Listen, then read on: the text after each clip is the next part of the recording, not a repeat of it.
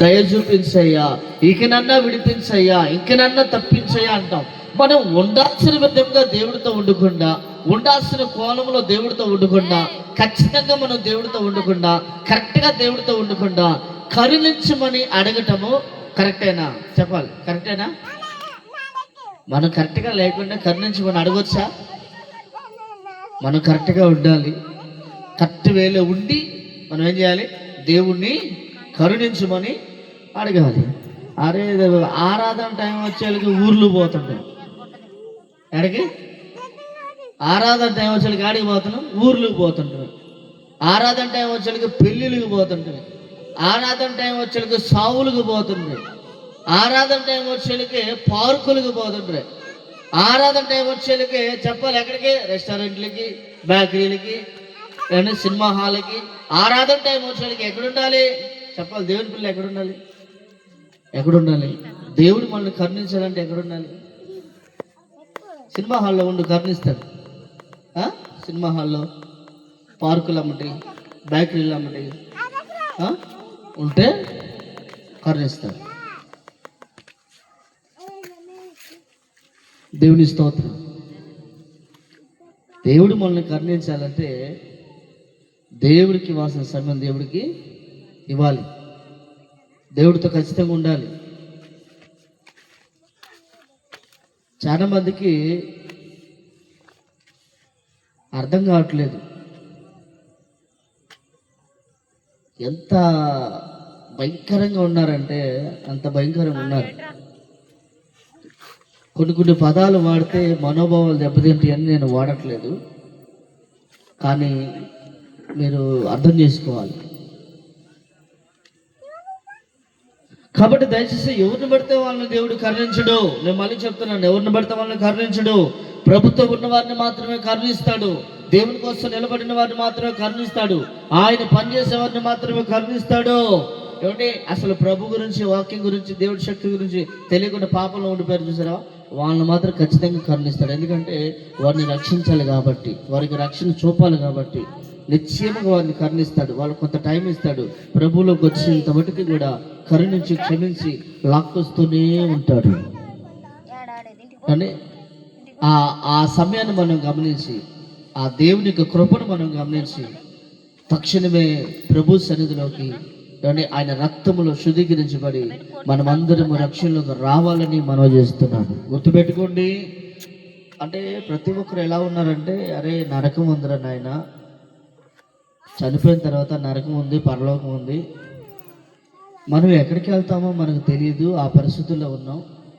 మనలో మనం సరి చేసుకొని ప్రభు కోసం నిలబడి మనం రక్షణ పొంది చనిపోయామనుకో పరలోకం వెళ్ళిపోతాము. మనము సరి చేసుకోకుండా, మనం మార్మల్స్ పొందకుండా, మన క్రియలు చక్కబెట్టుకోకుండా, మన ఇష్టానుసారంగా మన నుండి చనిపోయామనుకో రక్షణ లేకుండా ఏమవుతుంది? పాతాళానికి వెళ్ళిపోతామంటే ఏమంటున్నారు తెలుసా? నువ్వు చూసావా? ఏమంటున్నారు? నువ్వు చూసావా పాతాళం ఉందని? పాతాళ వేదన ఉందని నువ్వు చూసావా? ఆ బాధ ఉందని నువ్వు చూసావా అని చెప్తున్నారు. మీకు ఊహా వచ్చిన కాడి నుంచి చనిపోయిన వాళ్ళందరూ ఇప్పుడు ఎక్కడున్నారంటారు? గమనించారు ఎప్పుడన్నా? చనిపోయిన వాళ్ళందరూ ఎక్కడున్నారంటారు? వాళ్ళలో రక్షణ పొందిన వారు ఉన్నారు, వాళ్ళలో రక్షణ లేని వారు ఉన్నారు. యేసుప్రభు వారు తెలిసిన వారు ఉన్నారు, యేసుప్రభు వారు తెలియకుండా చనిపోయిన వారు కూడా ఉన్నారు. వాళ్ళందరూ ఎక్కడున్నారంటావు? ఏం చేస్తున్నారంటావు? ఎలా ఉన్నారంటావు? చనిపోయిన తర్వాత పరిస్థితి ఏంటి అసలు అర్థం కావట్లేదు. నోరు చించుకొని కేకలేసి అరిసి అరిసి అరిసి అరిసి చెప్తే అర్థం కావట్లేదు చాలా మందికి. గుర్తుపెట్టుకోండి, ఒక గడియ రాబోతుంది, ఆ మహాదినం రాబోతుంది. ఆ మహాదినం వచ్చినప్పుడు, ఆ మహాగడియ వచ్చినప్పుడు ఏమంటే నువ్వు సరి చేసుకోవడానికి ఇంకేమి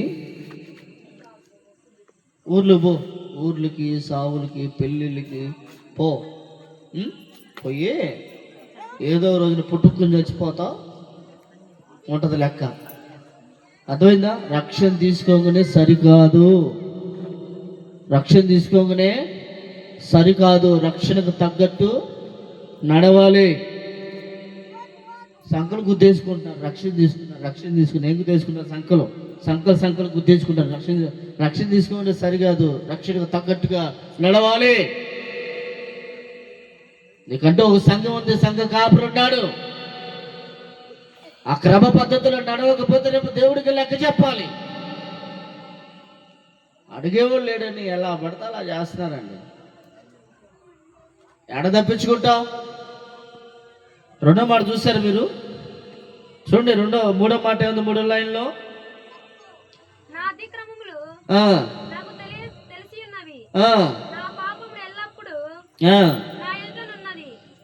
మూడో లైను, నా అతిక్రమములు తుడిచిపెట్టుము. అంతనా తుడిచివేయము. ఏం చేయాలంట? నా అతిక్రమములు ఏం చేయాలంట? చెప్పండి. కీర్తన 51వ అధ్యాయం 3వ లైన్లో మనం చూస్తే, నా అతిక్రమములను తుడిచివేయము. అంతేనా? తుడిచేయాలంట. ఎవరికి తుడిచేస్తాడు అతిక్రమములని? ఎవరికి తుడిచిపెడతాడు? సంపూర్ణంగా తుడవటానికి కారణం ఏంటి? ఎప్పుడు తుడుస్తాడు ఆయన? అసలు ఎవరికి తుడుస్తాడు?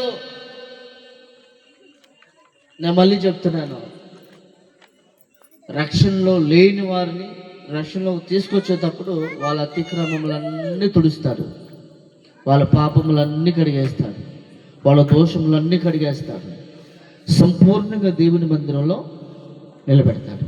1. 2, రక్షించబడి ఇష్టానుసారంగా గడిపి ఇష్టం వచ్చినట్టుగా నడిచి ఇష్టం వచ్చినట్టుగా మెసులుకుంటే అటు వారికి అతిక్రమములు తుడిచేస్తాడా?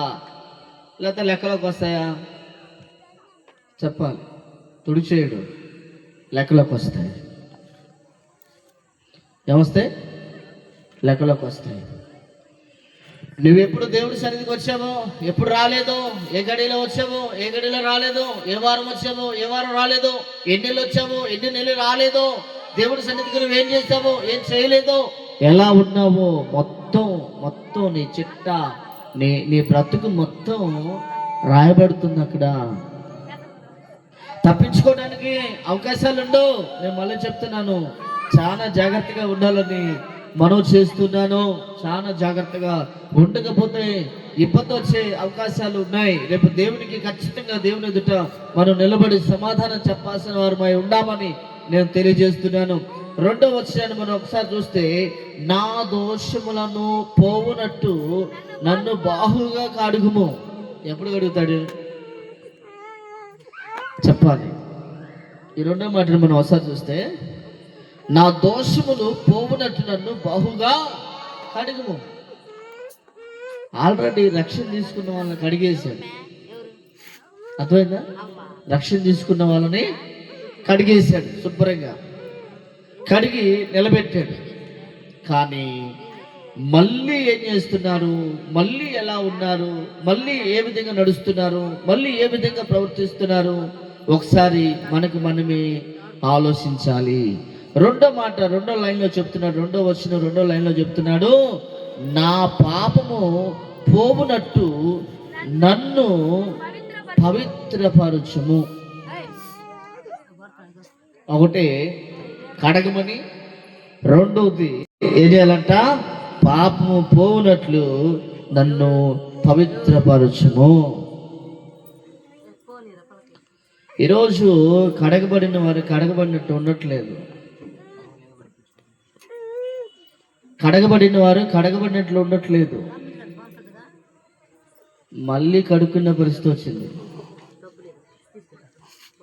ఒకసారి కడిగేశాడు, సంపూర్ణంగా బాప్టిజం ఇచ్చి ఒకసారి సంపూర్ణంగా నిన్ను కడిగేశాడు, సంపూర్ణంగా నిన్ను శుద్ధీకరించాడు, సంపూర్ణంగా నిన్ను పవిత్రపరిచాడు.